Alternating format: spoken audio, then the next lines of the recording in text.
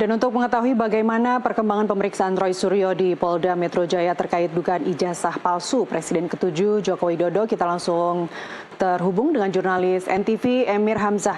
Emir, selamat sore. Bagaimana perkembangan di Polda Metro Jaya yang dapat Anda laporkan? Silakan.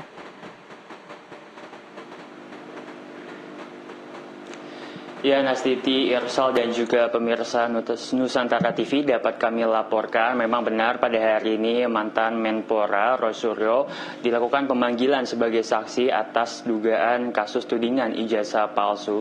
Adapun tadi Roy Suryo telah diperiksa selama hampir 5 jam lamanya, di mana pemeriksaan dimulai sekitar pukul 10 waktu Indonesia Barat dan tadi kelar sekitar pukul 14.50. Adapun pemeriksaan ini Roy Suryo diberikan pertanyaan, tadi disampaikan begitu, sekitar total 26 pertanyaan dengan total 22 lembar begitu. Roy Suryo diberikan pertanyaan oleh penyidik Subdit Kemenak di Treskrim Polda Metro Jaya.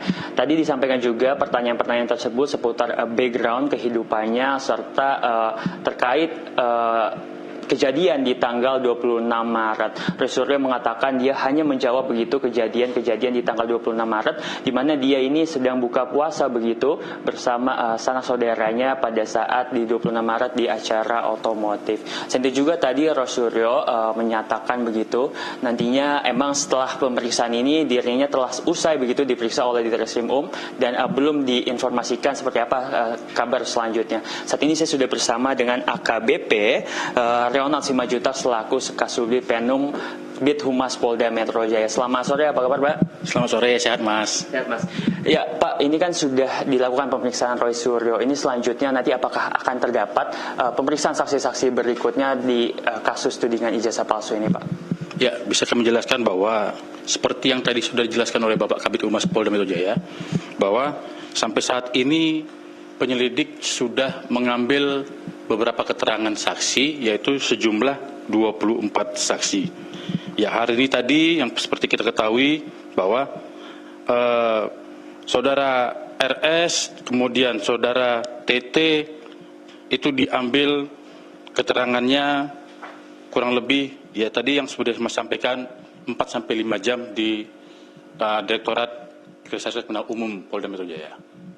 Ya Pak, ini terkait tadi disampaikan begitu ya 24 saksi. Ini 24 saksi ini memang terlibat secara langsung begitu Pak atas kasus tudingan ijazah palsu ini, atau seperti apa peran-peran 24 saksi yang sudah di tahap penyelidikan awal ini Pak? Ya, sebenarnya tadi sudah dijelaskan oleh Bapak Kabid Humas bahwa dalam tahap penyelidikan ini kan penyelidik harus bisa membuktikan apakah rangkaian kejadian yang dilaporkan itu masuk perbuatan pidana atau tidak. Jadi nama-nama yang tadi disebutkan 24 itu adalah nama-nama untuk memberikan keterangan tentang apa yang dilaporkan oleh Bapak JW, ya, oleh Bapak JW tentang hal yang ditudingkan kepada beliau. Jadi 24 keterangan itu nanti akan disandingkan, ada persesuaian alat bukti dan untuk membuktikan bahwa ternyata ini pidana atau bukan, gitu Mas. Ya, tadi sempat disampaikan setelah selesai pemeriksaan Roy Suryo ini menyatakan bahwa ada UU ITE di pasal 32 dan 35 ini pasal yang mengandung transaksi internasional. Namun ini diberikan begitu untuk sebagai pasal tudingan di ijazah palsu. Ini seperti apa sebenarnya Pak? Ya, jadi kan seperti yang tadi kami jelaskan bahwa ini kan tahap penyelidikan. Ya, tahap penyelidikan. Apakah yang dilaporkan tersebut sesuai dengan pasal yang dilaporkan atau tidak? Ya, ini kan tahap penyelidikan. Kita lihat saja nanti gimana nanti hasil penyelidikan daripada penyelidik. Apakah bisa ditingkatkan ke penyidikan atau tidak?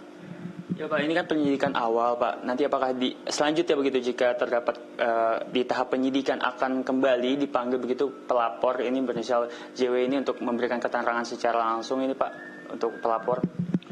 Ya, dari nanti keterangan-keterangan yang sudah dikumpulkan itu akan digelarkan.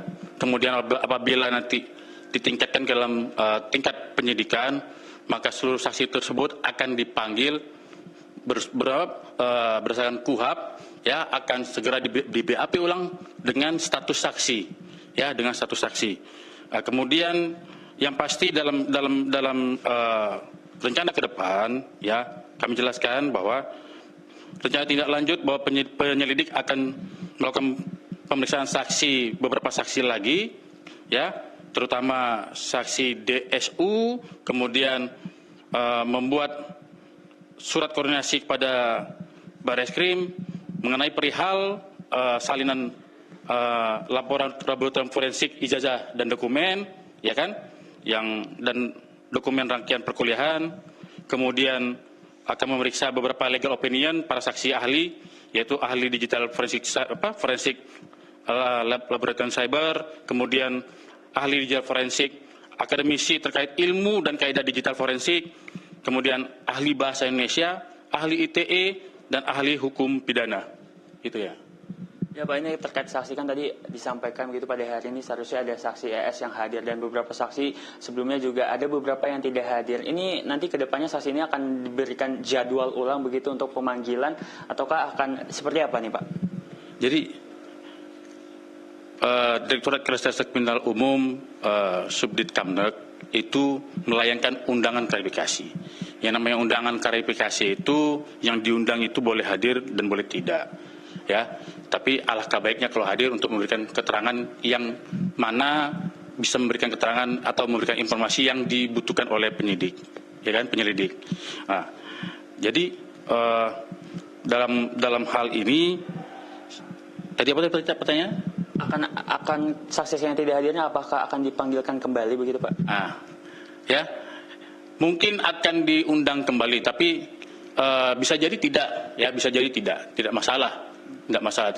Jadi nanti pada saat sudah ditingkatkan ke penyidikan baru dipanggil sebagai saksi, karena di tahap penyidikan di situ baru ada tekanan-tekanan hukum, atau di situ baru ada aturan-aturan yang apabila panggilan pertama tidak hadir, dilayangkan panggilan kedua, bahkan nanti surat perintah membawa.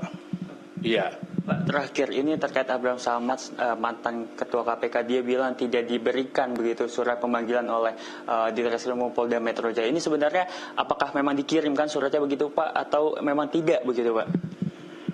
Kalau berdasarkan keterangan dari penyelidik di Direktorat Reserse Kriminal Umum bahwa undangan itu terkirim, ya terkirim di alamatnya beliau. Ya. Baik, Bapak, terima kasih atas waktunya Bapak. Ya, tadi Nastiti dan juga Irsal telah disampaikan begitu tindak lanjut nantinya pada tahap penyelidikan awal ini memang masih diberlakukan. Nanti terdapat beberapa saksi kembali yang akan dipanggilkan. Ini saat ini sudah hampir 24 saksi begitu di kasus tudingan ijazah palsu telah diperiksa. Nantinya di tahap selanjutnya jika memang terdapat dasar-dasar hukum atau terdapat tindak-tindak pidana begitu akan dinaikkan ke penyidikan, di mana nanti akan dimulai kembali dari awal, pelapornya akan dipanggil kembali dan nanti akan diperiksa beberapa saksi nanti untuk menjadi tersangka begitu. Nastiti. Baik, Emir Hamzah, terima kasih atas laporan langsung Anda dari Polda Metro Jaya, Jakarta. Selamat bertugas kembali.